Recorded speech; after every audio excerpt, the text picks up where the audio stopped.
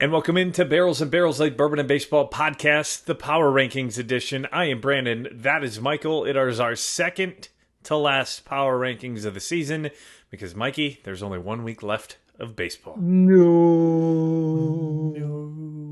I was thinking about that the other day. Like, we work all season for this moment, and then it's almost bittersweet because for 20 or 18 different teams, the season ends this upcoming Sunday.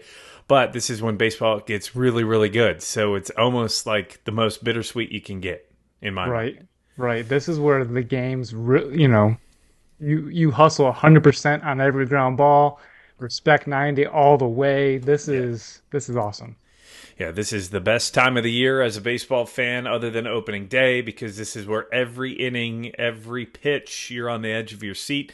This is almost where you start to need those Tums or those Pepsid, right? Your heartburn starts to crank up a little bit because of the games, and it's the best time of the year. And before we go any further, as I mentioned, I'm Brandon. That's Michael. If you haven't watched us before, this is our Power Rankings brought to you by 10th Mountain Whiskey and Spirit Company out of Colorado. Use promo code BNB for 10% off your order.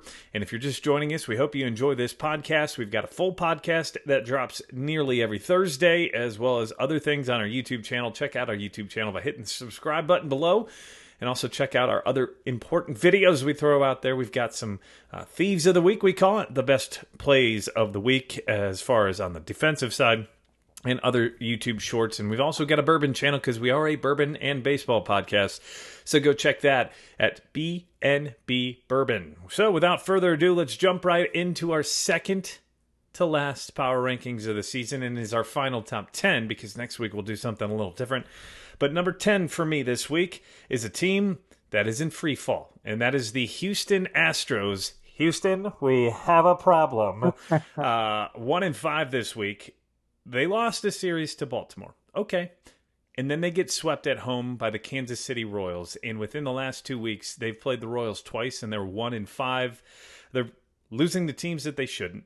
This is crunch time. You're at home and you're losing. And now they've got two big series on the road as they close out the season at Seattle, who are they only up a half a game on. They're currently in the playoffs by a half a game. If the games were to start today for the playoffs, they're down 4 spots for me to 10, 85-71. They're just not playing great in the month of September when you need to play your best baseball. Right. I have the Houston Astros slipping to 9 because I don't think they're better than, I think they're still better than my 10 team, which is the Minnesota Twins. The Twins have played pretty decent baseball. They've only lost one series this month, and that was against the Tampa Bay Rays. They have had a pretty decent schedule. Otherwise, after that, the White Sox, the Reds, the Angels, and now they finish the week versus Oakland, and then finish the season in Colorado. So they'll be coasting into the playoffs pretty much. They've got their spot figured. But yeah, Minnesota, they had a positive 12 run differential on the week. I think Carlos Correa hit the IL this past week, so not good to be rolling into the playoffs with that. I think he'll.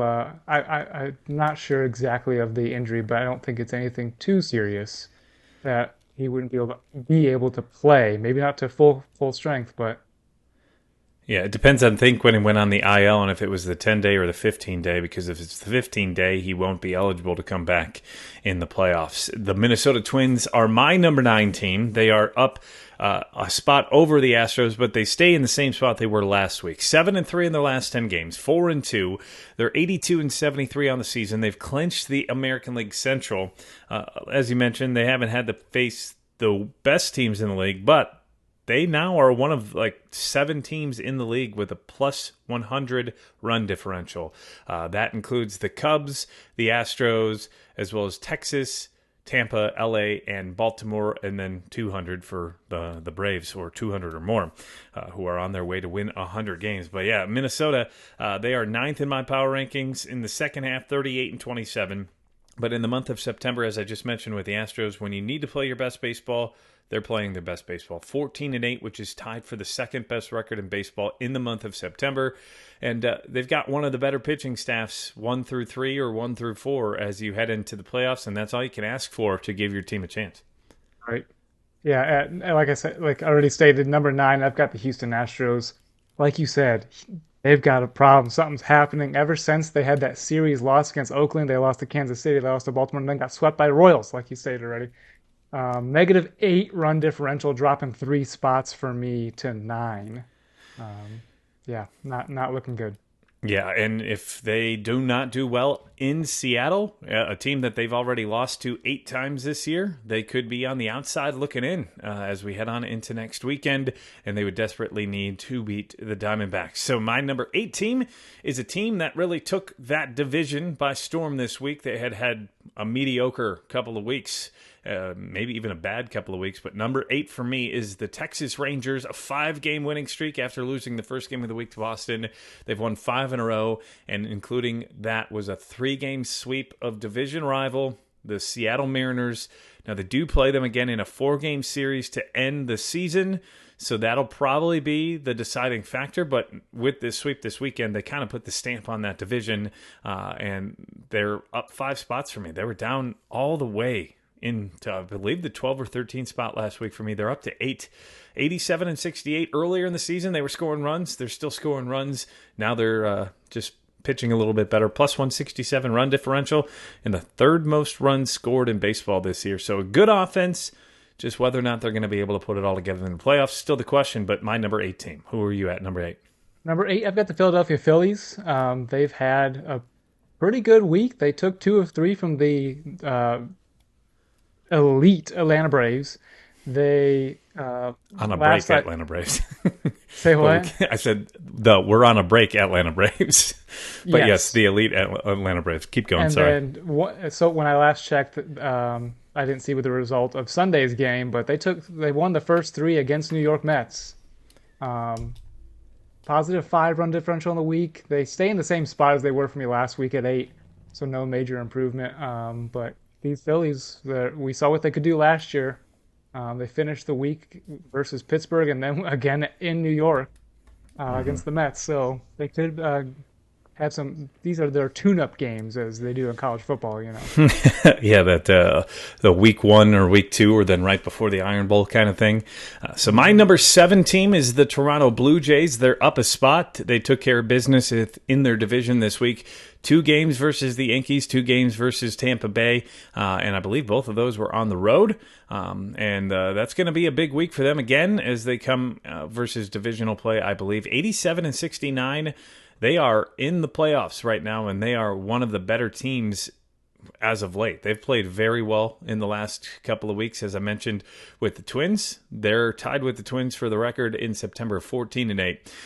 Pitching has been probably better than the hitting. The hitting has not really been there all year. 716 runs isn't a monumental amount. To put that in perspective, Seattle and Arizona, who are outside of my top 10, they have a higher runs scored, and even the Milwaukee Brewers have almost the same amount of runs scored this year as Toronto, and Milwaukee hasn't been an offensive team. But Toronto in that division, they're sticking with it against teams versus 500. They're 40 and 44, so not the best, but they're playing primarily every game is against a team above 500, it seems, within that division in the AL West. So Toronto Blue Jays up to spot 7 for me in this week's Power Rankings. Yeah, I got them in the same spot, Toronto Blue Jays, with a +16 run differential this week. Like you said, the offense hasn't been there. They have the rotation, Alek Manoah, letting them down this year, absolutely letting them down. But this last week, Bo Bichette hitting 321, Vlad Guerrero with a 588 slugging, 969 OPS. George Springer hitting 310 with an 885 OPS. So the bats coming around maybe finally. They're getting hot like the Phillies did last year. Those are the 3 guys you need. Maybe add Matt Chapman if he could figure it out, find that power stroke. This could be a dangerous team. It definitely has the potential to be a dangerous team. At this point, they'd most likely be playing on the road against the Tampa Bay Rays, and we'll get to them here in just a minute. My number 6 team is a team that went down a spot in my power rankings from 5th to 6th this week, the Milwaukee Brewers. Brandon, they went 4-3 this week. How do you drop them? Well, they lost a game to the Cardinals, and then they kind of just got blown out the last 2 days versus the Miami Marlins with a chance to clinch the division. Their magic number is 1. They didn't get the job done on the weekend in Florida. The run differentials plus 79, not one of the strongest, but it's better than where it was as we started the second half. They've been one of the better teams in the second half, 39 and 26 against teams with a 500 record. They're 43 and 36. The big thing, though, they get the job done in one-run games. In one-run games this year, they're 27 and 18, which tells you that their bullpen is fantastic. That is the strength of that team to go along with their starting pitching. Starting pitching wasn't that great this weekend in Miami. It was their three horses. So we'll have to keep an eye on that as we get towards the end of the season. Maybe they're just trying to let off the gas a little bit, knowing that they've clinched a playoff spot. And we'll have to watch that. But for me, the number 6 team, the Milwaukee Brewers. Number 16, I've got a big jump right here. And I went looking back at one guy that's helped propel this team a little bit. But the Texas Rangers at all the way at number 6, moving up 8 spots for me. So ever since they started the month of August terrible, and then even part of September where they lost two of three of the Twins and got swept by the Astros, they have been on a tear with the exception of one series against the Guardians.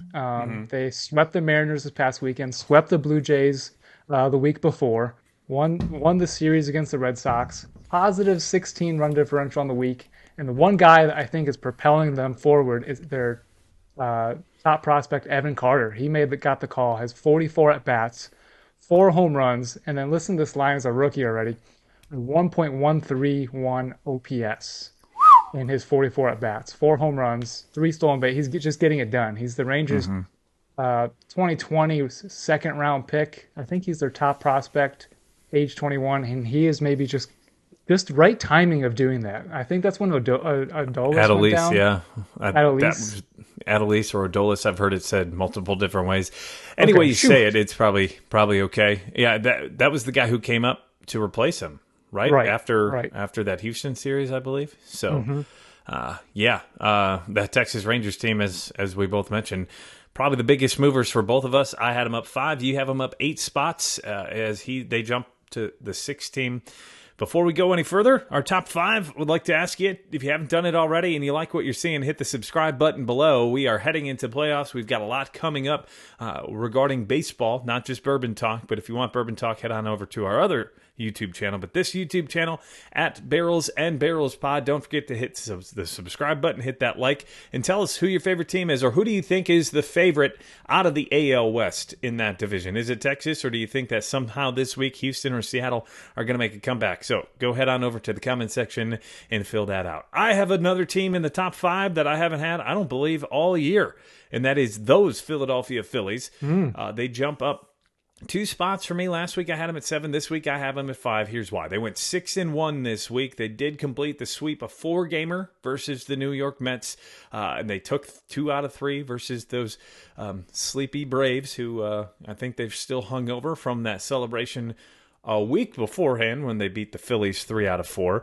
But the Philadelphia Phillies, this is a team that just consistently has gotten better. They've improved week after week. They haven't been the best team in baseball, but they continue to just kind of add on and add on. I think a couple of months ago, back into early June, late May, they were kind of just teetering on, oh man, maybe this team isn't the same team we saw last year. Now we're seeing that team that we saw last year heading into the playoffs. That 6th seed last year, they're the 4th seed right now in the NL, 87 and 69, 6-1 this past week. They had the big jump for me. The run differential is not great, but they do have a good rotation. I believe that Zach Wheeler, by WAR, is the best pitcher, at least via Fangraphs this year in the National League. And you've got, if Nola is pitching well, which he did in the playoffs last week, you've got a very solid 1-2 punch. So the Philadelphia Phillies are my number 5 team. Yeah, Phillies are doing it again this year, getting hot at the right time. Wheeler has been dangerous this whole second half. Yeah, I like the Phillies right now. At number 5, I've got the Milwaukee Brewers. They went into St. Louis, took 3 of 4. With the difference for me, even though they lost 2 of 3 this weekend to the Marlins, their offense has come alive, and that's not their MO. Usually it's been their pitching. Woodruff, Corbin Burns. Against the Cardinals, they scored over 20 runs. Against the Marlins, they scored over 21 runs. mean, one of those games was 16-1, I but was going to say, one game they just blew the Marlins out, and then the other one they couldn't barely score. But yes, it all comes even out in the wash, right? right. So when we're talking about offense here, they're coming around. Sal Frelick, they just need Christian Yelich to come around, and that lineup gets pretty deep. The Brewers have become a scary team, no doubt. They took that division by the mid to late parts of August is when they really started to get on a roll. But by the end of the July month, we didn't know who was going to be at the top of that NL Central because nobody really wanted to take it. The Cubs started to get hot, then the Brewers were just like, hold my beer, literally, because we're in Wisconsin. As far as my number 4 team, the Tampa Bay Rays drop a spot for me. They're 95-62. They went 3-3 this week. They weren't able to win the series versus Toronto, their divisional rival. They did take 2 out of 3 versus the LA Angels, but right now I would even consider that a loss because the Angels are in disarray and dismay. Trout out for the season now. Shohei done for the year. You've got to sweep LA, especially when you're at home.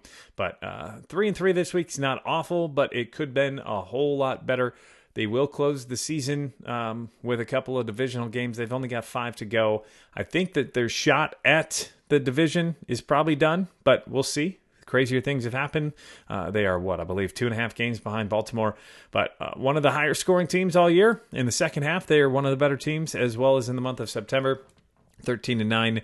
The Tampa Bay Rays continue to defy our thoughts over the last couple of weeks. We mentioned it last week, but Tampa Bay, for me, a top 5 team and a sneaky team. If they can get through that first round of the playoffs, they could definitely cause some issues for anybody in the American League. Yeah, I've got Tampa Bay following as well. -7 run differential on the week. Randy Arozarena only hit 133 this week, 400 slug, on base 188. Yandy Diaz, though, had a heck of a week. 11 hits in 6 games. And did you know Isaac Paredes? How you say his last name? Isaac Paredes? I think it's Paredes, yeah. He's got 30 home runs this year. Yeah, you know who drafted him? Yeah, he was. I remember Bleacher Nation being all over him. He was, I think he was part of the Nick Castellanos trade or Alex Avila. He went over either the Justin Wilson and Alex Avila, or I think that may have been the trade with Heimer Candelario. They both went over for Avila and Justin Wilson. So that trade didn't really turn out well for the Cubs, but hey, you got to make the moves when you can. But yeah, that team offensively, and even Jose Siri has had a great year for the most part. You've got Brandon Lowe, or is it Lau? I know there's a couple different Laus out there. Yeah. And I believe they both pronounce their last names differently. They're spelled the same. Texas. Now, the Rays did call up their number 2 prospect, top prospect, Junior Caminero. Gosh, I'm hopeless here. Yeah, so am I. When it comes to prospect names, I usually have to listen or defer to you regarding those names. He got the call, so he didn't have the greatest week, but we'll see. It's always exciting when the top guys get the call. Yeah, definitely. Yeah, wild card, especially because they don't have much of a book on those young players. Up a spot to fill that spot by the Tampa Bay Rays for me. The LA Dodgers, 95-59 coming into play on Sunday. They are playing the San Francisco Giants as we speak. They've taken care of business this week, 4-2. They're the second best team in the National League, and they're on the heels of the Braves. I don't think they're going to catch them when it comes to the overall record for the all in all best record in the National League, or maybe even the entire league. But boy, this team has been really good in the second half. The best record in the second half, 44-21. For that math, it's 23 games above 500 and more than 667 winning percentage in the second half. Fantastic team, scoring a ton of runs, second most in baseball at 866 coming into play today, and run differential nearly 200, positive 200. So the LA Dodgers, not much more we can say about them other than they continue to do it. Yep, Dodgers at 3 for me. JD Martinez this past week had 5 home runs just this week. What a renaissance for JD after last year in Boston. The Red Sox just crying over. Of course, Mookie in the long run, but letting JD go, and he's just... Maybe something's in the water in Boston or something's in the water in LA, but It's probably the Dodgers water. That California water is different. So as we jump into our final two, one more push to ask you if you haven't done it already, hit the subscribe button below. We are Barrels and Barrels, a bourbon and baseball podcast, and we're continuing to try to bring you the best baseball content we can, and put in a little bit of our insight and our thoughts in on the game. So if you like what you've seen so far, don't forget to hit the subscribe button below. So number two for me, the team that's been there for, I don't know, we're going to probably say the last month or so. They did drop a little bit earlier on in the month of August, but they're back in the 2 spot for me.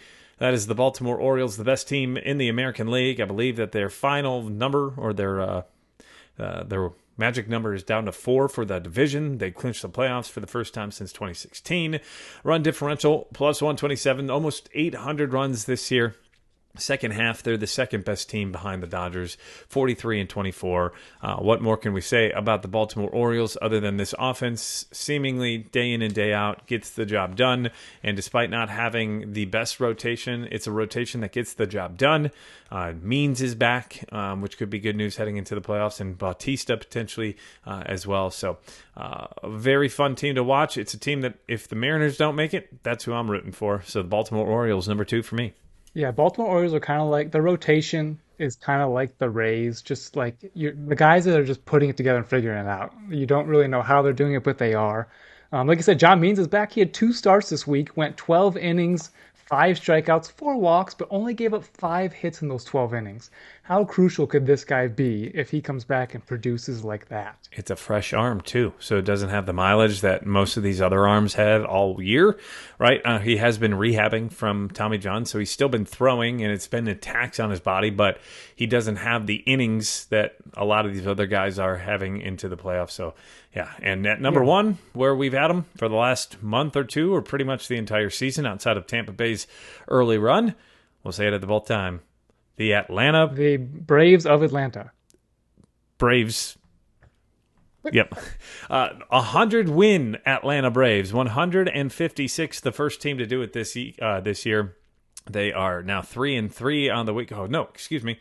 They are 4-3 on the week. They had a doubleheader today versus Washington. Dropped game 1, but their run differential coming into the day was plus 227. They've scored 901 runs. In 155 games, they've scored 901 runs. I don't know where that stacks yet right now for all-time scoring, but it's got to be up there towards the top. This team continues to rake in the second half, one of the better teams.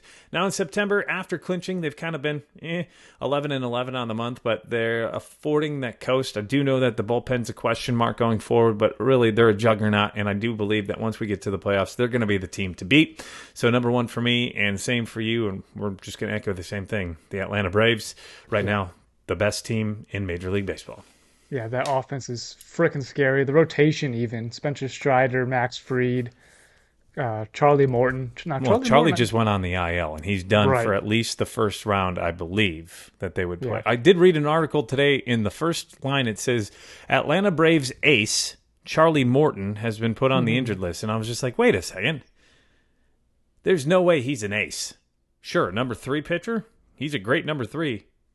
But he's not even the ace of that team. You got Strider and Max Fried, but I'm not going to get too deep into the weeds. But yes, they've got a great team all around. That injury to Charlie could impact him, but they could always have a phantom injury to another player on the team and put him back on the roster in the playoffs if need be, because of the wonky rules of playoffs. But that is our top 10 power rankings for this week, brought to you by 10th Mountain Whiskey and Spirit Company. Don't forget to head on over to 10thwhiskey.com. Use promo code capital BNB for 10% off your order. They've got whiskey, they've got brandy, they've got more spirits, but also they've got glassware, shirts, hats. Michael likes to say, go do your Christmas shopping. Sorry. I was focused on what would be the better mixer there for fall? Thanksgiving even? They've got bitters, too, if you're trying to make a cocktail as well. So go ahead on over to 10thwhiskey.com for 10% off your order. This is the time of the podcast where I give you my honorable mentions. And the last couple of weeks, I've been giving you my number 30 through 11. So that's what I'm going to do here yet again. The Oakland Athletics, number 30, the number 29 team. I really wanted to have them higher, but they are a couple of games behind everybody else. The Kansas City Royals, did you know they're the hottest team in Major League Baseball right now? They've won 9 out of their last 10 and 6 in a row. Insane. Well, maybe they can carry that into the next year. Maybe. They've got a nice young team, some young guys who are starting to gel, so maybe. Number 28, the Colorado Rockies down a spot. The Chicago White Sox up a spot to 27. St. Louis 26. Washington 25. Los Angeles Angels of Anaheim down to 24. New York Mets 23. 22 is the Cleveland Guardians. They've been rough the last couple of weeks. Detroit Tigers 21. The Pittsburgh Pirates in 20th. 19, the Boston Red Sox continue to tip down my scales. San Francisco, rough as well, down to 18. San Diego Padres, the other best team in Major League Baseball in the last 10 games, 9-1. Too little, too late, 77 and 78 coming into Monday's play. So just about 500, but imagine they've lost 12 games this year in extra innings. They are 0-12. Had they won half of those, they would be in a playoff spot right now. So that just shows you how unlucky they've been, but also they haven't played great baseball all year, but now they're up to 17 for me. The New York Yankees at 500 or just above. They're eliminated from playoff contention at 16. Cincinnati 15, Miami 14. The Chicago Cubs down a spot to 13. Seattle down several spots to 12. And then the final team outside of my top 10, the Arizona Diamondbacks at 82 and 73. Michael Burns, Pretty anything close to add? there. We were pretty close there. Yeah, about the same. I was excited to see who at 30, but with Kansas City taking it from who they just take it from? Houston. Houston, yeah. And they swept the Guardians. They swept the Guardians in their last 8 games. In the last 9 games, they are 8-1, and that's 5 wins versus Houston. So, Houston, we have a problem. That has been it for our penultimate episode of our Barrels and Barrels, a Bourbon and Baseball podcast. Power Rankings, again, powered by 10th Mountain Whiskey and Spirit Company. Thank you for them for being our partners through the second half of the season. I am Brandon. That is Michael Burns. You can find more on our podcast on our YouTube channel here, but also stream us wherever you stream podcasts, Apple, Spotify, iHeart, Amazon, and Google Podcasts. And don't forget to check out our bourbon page if you're a fan of brown water. We've got our YouTube channel over there at BNB Bourbon. So for Michael Burns, I am Brandon Spinner. Thank you for watching. Don't forget to hit the subscribe button. And Michael Burns, take us home. Let's go.